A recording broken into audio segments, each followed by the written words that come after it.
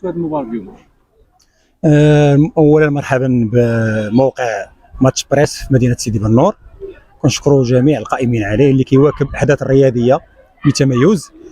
اولا هذه المقابله تندرج في لقاءات عصبه الشاوي دكاله فرع دكاله، واللي جمعتنا اليوم مع اتحاد السوالم الرياضي.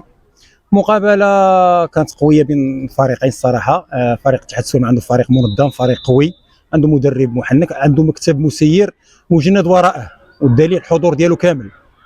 الفريق ديالنا الصراحه زعما غادي على نفس المنوال ديال السنه الفارطه، اننا نقدموا كره قدم مزيانه، اننا نشرفوا مدينه سيدي بنور والمنطقه، واننا نكونوا خير سفير لكره القدم البنوريه، ونكونوا واحد اضافه مميزه اللي كتعني بالرقي بكره القدم النسويه.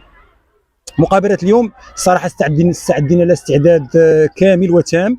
حاولنا اننا نحاول الاداره التقنيه حاولت على انها تهيئ نفسيا اللاعبات. شخصيا انا واثق في اللاعبات ديالنا، لاني كنثق في المدربين. كاينه خدمه، كاين عمل، كاين اكراهات، انما حنا غاديين اعتقد في الطريق الصحيح.